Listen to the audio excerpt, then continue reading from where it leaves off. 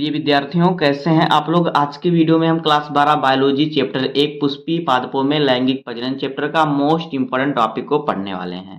तो दोस्तों, आज के वीडियो में हम द्विनिषेचन यानी कि दोहरा निषेचन को पढ़ेंगे, डबल फर्टिलाइजेशन को पढ़ेंगे। तो आज का वीडियो देखने के बाद आपको द्विनिषेचन में कोई दिक्कत नहीं होगा। द्विनिषेचन कैसे होता है, इसे द्विनिषेचन क्यों कहते हैं, इसमें कितनी बार संलयन होता है, सभी चीज़ों को हम आज की वीडियो में कन्फर्म करने वाले हैं। इसका चित्र कैसे बनता है ये भी समझेंगे। तो वीडियो में लास्ट तक बने रहिएगा। अगर आप वीडियो पर नए हैं तो वीडियो को लाइक कर दीजिए, चैनल पे नए हैं तो सब्सक्राइब कर दीजिए, बेल आइकन को प्रेस कर दीजिए, क्योंकि बोर्ड एग्जाम के हर सब्जेक्ट का हर इंपॉर्टेंट टॉपिक का वीडियो आपको इस चैनल पर डेली मिलता रहेगा। तो आइए वीडियो को स्टार्ट करते हैं। देखिए, द्विनिषेचन क्या होता है, पहले हम चित्र आपको बना के समझाएंगे।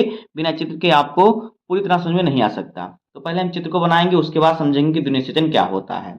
देखिए, चित्र आपको क्या करना है, आपको स्त्री केसर का चित्र बनाना है। तो देखिए, स्त्री केसर का चित्र कैसे होता है, पहले हम चित्र बना लेते हैं, फिर समझते हैं कि द्विनिषेचन क्या होता है। तो देखिए किस प्रकार से होता है स्त्री केसर का चित्र। देखिए, जो स्त्री केसर का चित्र होता है ये कुछ इस प्रकार से हमारा होता है।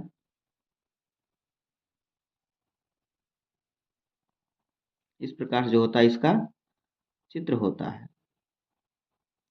इसका स्त्री केसर का।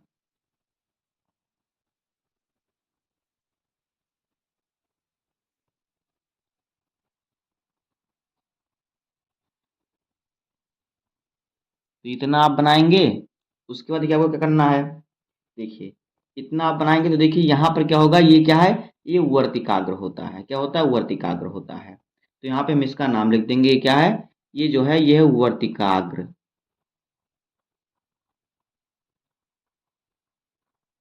ये हमारा वर्तिकाग्र होता है। अब देखिए, वर्तिकाग्र पर क्या होते हैं, वर्तिकाग्र में जब परागण की प्रक्रिया होती है तो पराग कण आ जाते हैं। वर्तिकाग्र पर क्या होते हैं, पराग कण आ जाते हैं। ये सभी क्या है, ये सभी पराग कण है। ये सभी क्या है, ये सभी पराग कण है। ये कैसे चिपचिपा होता है, जिससे पराग कण इस पर चिपक जाते हैं। अब देखिए, अब आगे हम क्या इसमें बनाएंगे, तो देखिए अब इसमें हम एक भ्रूणकोश बनाएंगे। तो देखिए भ्रूणकोश कैसे हम बनाएंगे, यहाँ पे देखिए जो इस प्रकार से इसमें भ्रूणकोश होता है ये 7 कोशिकीय होता है। कैसे, देखिए यहाँ पे होते 3 कोशिका यहाँ पे होती है। देखिए, एक यहाँ पे होती है, एक यहाँ पे और एक कोशिका यहाँ पे होती है। और बाकी यहाँ पे 2 सहायक कोशिकाएं होती हैं इस प्रकार से।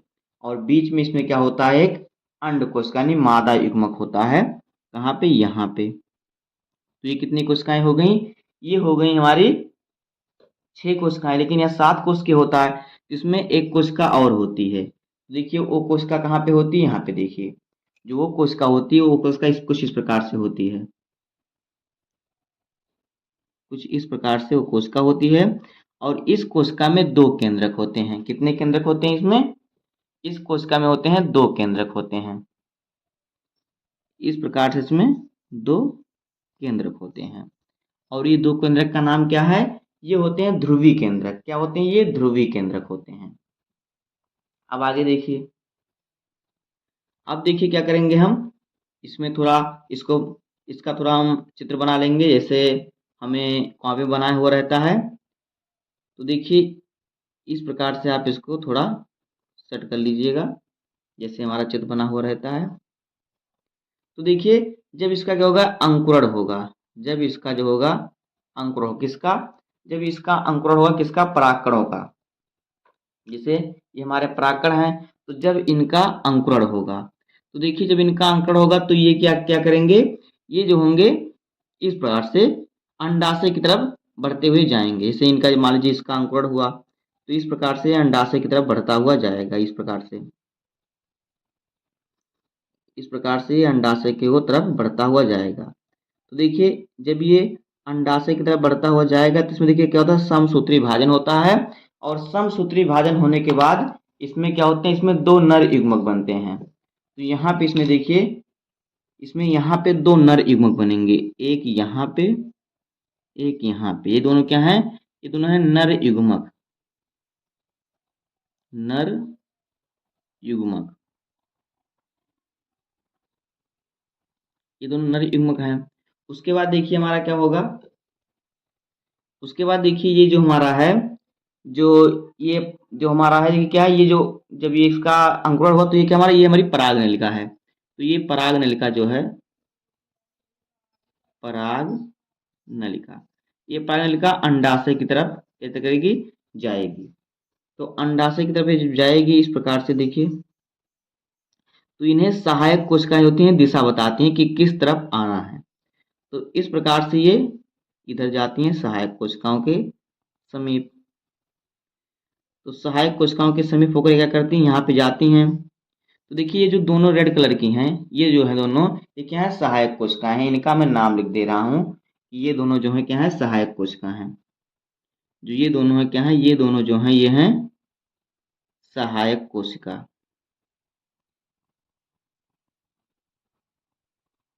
सहायक कोशिका। और देखिए इसमें जो ये वाला है नीले कलर का, ये क्या है, ध्रुवीय केंद्रक है। ध्रुवीय केंद्रक। उसके बाद देखिए ये क्या है, ये हमारा क्या है, ये हमारा है, तो ये जो हमारा है ध्रुवीय केंद्रक, ये हमारा क्या है, ये जो दोनों है ये हमारे ध्रुवीय केंद्रक हैं। ये जो दोनों हैं ये ध्रुवीय केंद्रक हैं। इस प्रकार से देखिए ये जो हमारे हैं ये दोनों जो बीच वाले हैं ये ध्रुवीय केंद्रक होते हैं ये। और बाकी ये जो होता है ये होता है अंडकोश का, क्या होता है, ये होता है अंडकोश का। ये जो सिंगल होता है ये अंडकोश का होता है। तो यहाँ पे लिखेंगे अंड कोशिका। ये अंड कोश का होता है, बाकी ये दोनों क्या ध्रुविक केंद्रक होते हैं। और ये जो तीनों ऊपर है क्या है, ये प्रति व्यासांक होते हैं, क्या, प्रति व्यासांक। प्रति व्यासांक। अब देखिए, अब देखिए क्या होगा, इसमें जो नर युग्मक है ये क्या करेंगे, जब ये पराग नलिका आकर क्या करेगी, यहाँ तक आएगी सहायक कोशिका तक, जो सहायक कोशिका यहाँ तक आएगी, तो इसमें जो नर युग्मक है ये भी इसमें तैरते हुए आएंगे। तो देखिए इसमें से जो एक नर युग्मक है ये क्या करेगा, जो इनमें से एक नर युग्मक है वो क्या करेगा, वो जो यहाँ पे हमारा देखिए अंड कोशिका है, ये जो है अंड कोशिका है, इससे संलयित हो जाएगा। क्या हो जाएगा, इससे क्या होगा, संलयित हो जाएगा। तो जिस जब ये संलयित होगा तो क्या होगा, इसमें भ्रूण का निर्माण होगा। जब इससे संलयित होगा तो भ्रूण का निर्माण होगा। और जो दूसरा नर युग्मक होता है वो क्या करेगा, वो देखिए आएगा इस प्रकार तैरते हुए, तो ये इससे वो संलयित रहेगा पहला नर युग्मक, तो ये छोड़कर इसमें इन दोनों से संलयित होगा। कहाँ पे जाएगा, यहाँ पे जाएगा। इसमें तीन युग्मक बन जाएंगे। तो ये क्या करेगा, इन दोनों के साथ संलयित हो जाएगा। क्या हो जाएगा, इनके साथ क्या होगा, संलयित हो जाएगा, क्रिया कर लेगा। दोनों ध्रुवीय केंद्र के साथ क्रिया कर लेगा। तो इस प्रकार से इसमें दो बार निषेचन होता है। तो इसी प्रक्रिया को द्विनिषेचन कहते हैं। तो इसी को हम लिख देंगे, हमारा जो है पूरा टॉपिक क्लियर हो जाएगा। एक बार फिर समझ लीजिए, देखिए ये हमारा क्या है, ये हमारा क्या है, ये हमारा स्त्री केसर का संरचना। देखिए परागण की प्रक्रिया जब संपूर्ण होती है तो जो परागकण होते हैं वर्तिकाग्र पर जाते हैं। जैसे वर्तिकाग्र पर जाते हैं तो उनका क्या होता है, अंकुरण होने लगता है। उनका अंकुरण होता है तो उसमें जो पराग नलिका निकलती है वो अंडाशय की तरफ बढ़ने लगती है। जब वो अंडाशय की तरफ बढ़ना स्टार्ट होती है तो उसमें समसूत्रीय भाजन होता है, जिससे दो नर युग्मक का निर्माण होता है। अब देखिए इनमें से जब ये आकर क्या करती है, नलिका आकर यहाँ से जुड़ती है, सहायक सहायक कोशिकाओं के समीप जाती है, तो इसमें से एक नर युग्मक जो होता है अंड कोशिका से संलयित हो जाता है। बाकी दूसरा नर युग्मक जो होता है वो दो ध्रुवीय केंद्रकों से संलयित हो जाता है, जिससे इस प्रक्रिया में क्या होता है, दो बार निषेचन हो जाता है। इसलिए इसे कहते हैं दो निषेचन या फिर दोहरा निषेचन।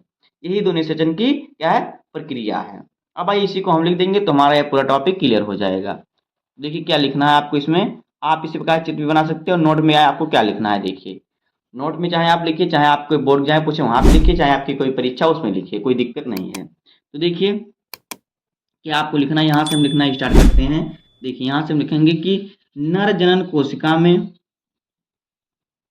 नर जनन कोशिका में, नर जनन कोशिका में क्या होता है, पराग नलिका के अंदर, पराग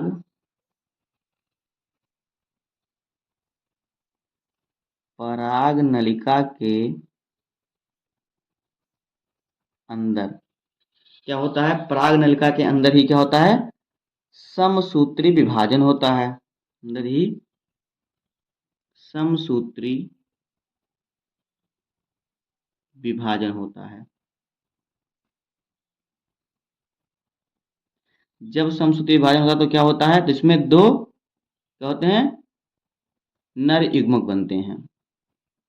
इसका जब समसूत्री विभाजन होता है तो इसमें दो नर युग्मक बनते हैं। इतना भी आपको यहाँ पे लिख देना है। तो यहाँ पे हम लिखेंगे क्या होता है, तो इसमें जिससे दो नर युग्मक बनते हैं, जिससे दो नर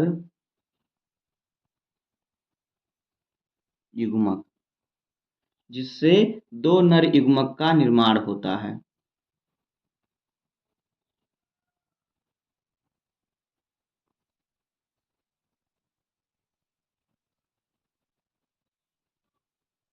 का निर्माण होता है।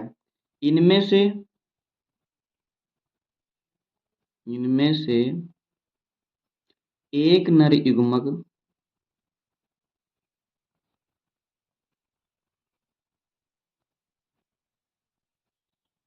इनमें से एक नर युग्मक जो होता है, मादा युग्मक से यानी जो अंड कोशिका होती है उससे क्रिया कर लेता है। अंड कोशिका उसमें मादा युग्मक, तो नर युग्मक जो होता है अंड कोशिका से,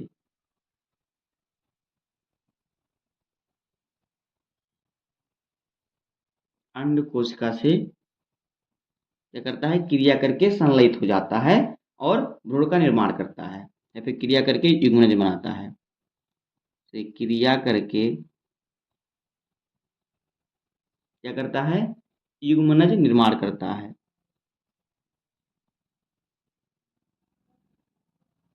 युग्मनज निर्माण करता है या निर्माण होता है, निर्माण होता है, जो विकसित होकर क्या करता है, भ्रूण बन जाता है। जो आगे विकसित होकर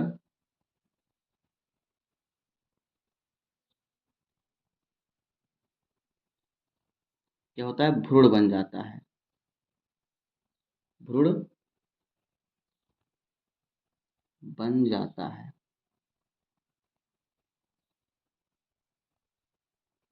उसके बाद देखिए, उसके बाद जो उसमें दूसरा नर युग्मक होता है वो क्या करता है, दो ध्रुवीय केंद्रक जो होते हैं, चित्र में आप देखिए, पहला नर युग्मक जो होता है वो क्या करता है, अंडकोशिका से मिलकर युग्मनज बनाता है। लेकिन जो दूसरा नर युग्मक होता है वो क्या करता है, जब यहाँ से परागनलिका से आता है तो दोनों ध्रुवीय केंद्रक से क्या करता है, क्रिया कर लेता है, जिससे इसमें दो बार क्या होता है, निषेचन हो जाता है।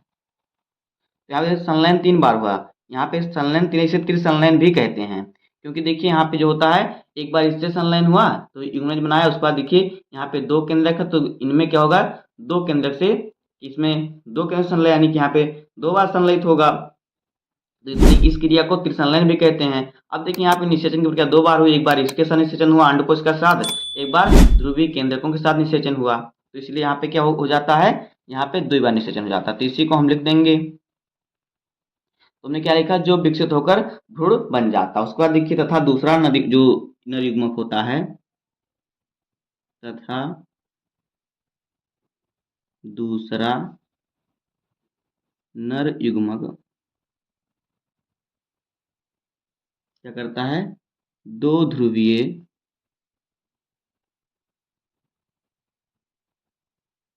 केंद्रक से क्रिया कर लेता है,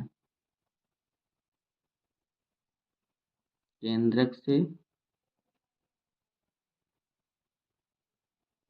क्रिया कर लेता है।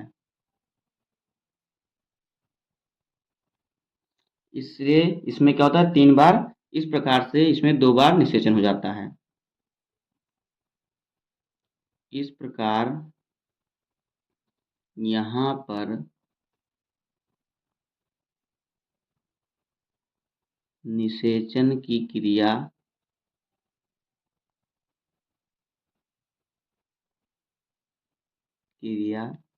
दो बार होती है, दो बार होती है।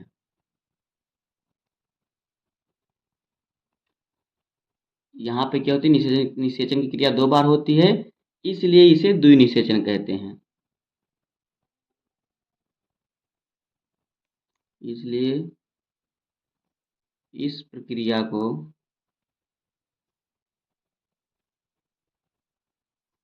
द्विनिषेचन या फिर दोहरा निषेचन कहते हैं। द्विनिषेचन या दोहरा निषेचन कहते हैं। दोहरा निषेचन कहते हैं। तो इस प्रकार से हो जाएगा द्विनिषेचन की प्रक्रिया। उम्मीद करता हूँ आपको वीडियो पसंद आया होगा। अगर आपको वीडियो पसंद आए तो वीडियो को लाइक कर दीजिए, चैनल पर नए हैं सब्सक्राइब कर दीजिए, बेल आइकन को प्रेस कर दीजिए, क्योंकि बोर्ड एग्जाम के हर सब्जेक्ट का हर इंपॉर्टेंट टॉपिक का वीडियो आपको इस चैनल पर डेली मिलता रहेगा। तो मिलते हैं किसी नेक्स्ट वीडियो में, तब तक के लिए धन्यवाद। जय हिंद।